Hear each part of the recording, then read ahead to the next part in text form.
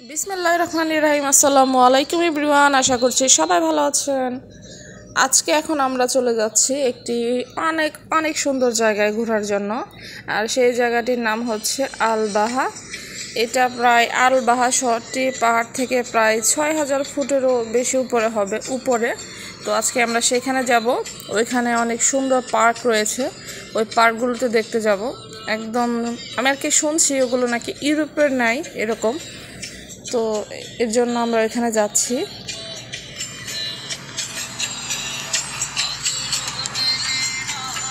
তো আপনারা দেখতে পাচ্ছেন এখানে যে পাহাড়, মানে আসলে আমি যখন বাংলাদেশে ছিলাম তখন আসলে আমার একটা স্বপ্ন ছিল, কিন্তু মানে কক্সবাজারে পাহাড় দেখেছি, এটা মূলত হচ্ছে আপনার মাটির লাল মাটির পাহাড়, কারণ কক্সবাজারে আমার কয়েকবার যাওয়া হয়েছে। কিন্তু এইখানে আসলেই সৌদি আরব আসার পর যে পাহাড়গুলো আমি দেখতেছি, তো এই পাহাড়গুলো হচ্ছে আপনার বিভিন্ন পাথরের, বেশিরভাগ পাহাড়ই হচ্ছে পাথরের। আর পাথরের কালারগুলো এক এক জায়গায় আসলে এক এক রকম।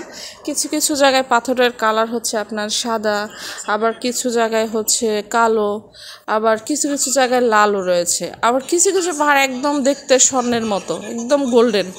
দেখে মনে হবে যেন কিছু পাহাড় এখান থেকে কেটে নিয়ে যায় এরকম। মানে মনে হয় যেন এটাই হয়তো বা, যে সৌদি আরব তো অনেকেই শুনে থাকেন যে এখানে স্বর্ণের খনি রয়েছে অগণিত। তো পাহাড় দেখলে মনে হয় যেন এটা একটা স্বর্ণের খনি। তো আপনারা তো রাস্তার ধারে বিভিন্ন রকমের বাড়িঘর দেখতে পাচ্ছেন, এগুলো আসলে আমার খুবই ভালো লাগছে। আর এখন আমরা যে গন্তব্যস্থানে পৌঁছে গিয়েছি, এখন প্রায় রাস্তায় যে এরকমই হবে। এখন আমরা একদম আল-বাহার খুব কাছাকাছি আছি, আর এখন আমরা এই রাস্তা বেয়ে বেয়ে একদম পাহাড়ের উপরে উঠে যাব। আর রাস্তাগুলো একেবারেই সাপের মতো আঁকা বাঁকা, মানে একদম সাপ যেরকমভাবে চলাফেরা করে, এই রাস্তাগুলো আমার কাছে ঠিক সেম এরকমই মনে হয়।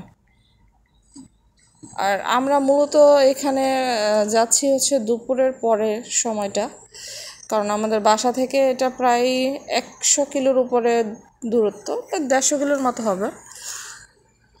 তো দেখেন রাস্তার ধারে এগুলো।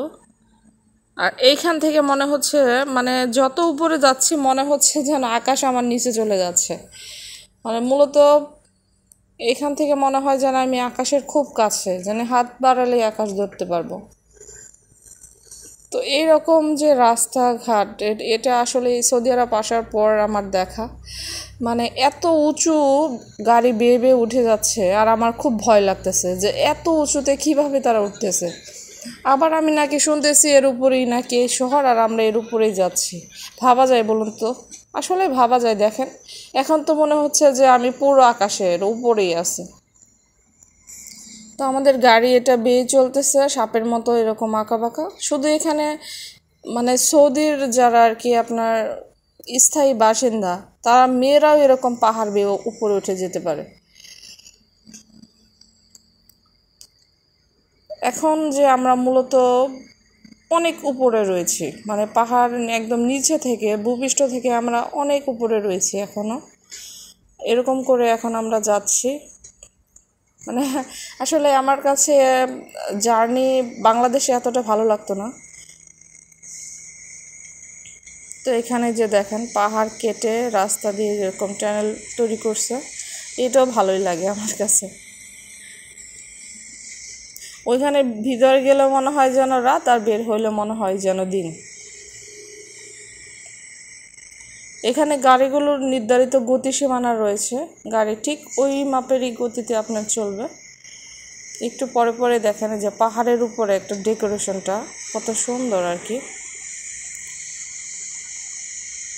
তো বাংলাদেশে আসলে আমি এই মানে জার্নি করলে আমার অনেক খারাপ লাগে, কিন্তু আলহামদুলিল্লাহ সৌদি আরবে আসার পর যে আমি অনেক জার্নি করছি, একদম দিন রাত 24 ঘন্টা বিভিন্ন জায়গায় জার্নি করা হয়েছে, বা ব্রেক এর মাঝে মাঝে এরকম, কিন্তু শরীর খারাপ লাগে না। কারণ এইখানের গাড়ি আর বাংলাদেশের গাড়ি আমার কাছে মনে হয় হয়তো বা ডিফারেন্ট হতে পারে। কারণ এখানের গাড়িতে উঠলে খারাপ লাগে না, বাংলাদেশের গাড়িতে উঠলেই জাকিতে একদম মাথা টুলাতে থাকে, কিন্তু এখানটা সেরকম না।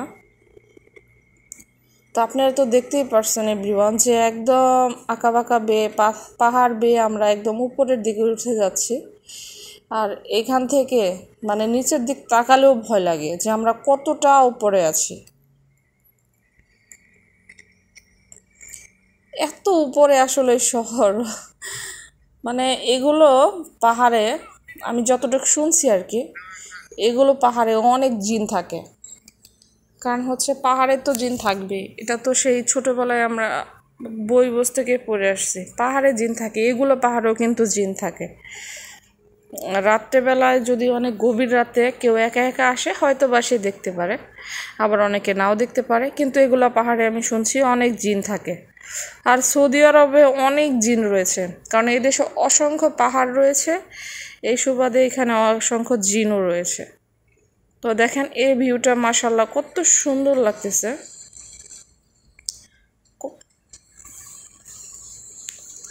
সৌদি আরব আসার পর আসলে পাহাড় দেখার মানে একটা স্বাদ যে ছিল আমার, এটা আসলে আলহামদুলিল্লাহ অনেকটাই মিটে গিয়েছে, মানে ভালো লাগছে।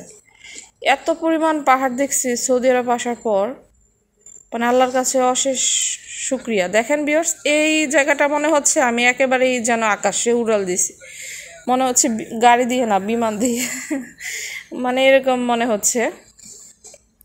তো আমরা আমাদের গন্তব্য স্থানের প্রায় অর্ধেকেরও বেশি সময় চলে আসছি,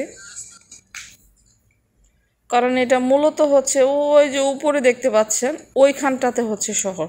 তো এইখানটাতে আমরা গাড়ি দিয়ে এরকম এঁকে বেঁকে যাচ্ছি তো যাচ্ছি। তবে অবশ্য ভালোই লাগতেছে, আমার খারাপ লাগতেছে না, কিন্তু একেবারে সাপের মতো। আর এইগুলো তো দেখতে পাচ্ছেন, এগুলো যে পাহাড় কেটে কতগুলো টানেল, এ দেখেন একটা বের হতে না হতেই সামনে দেখেন আরেকটা, এরকম অসংখ্য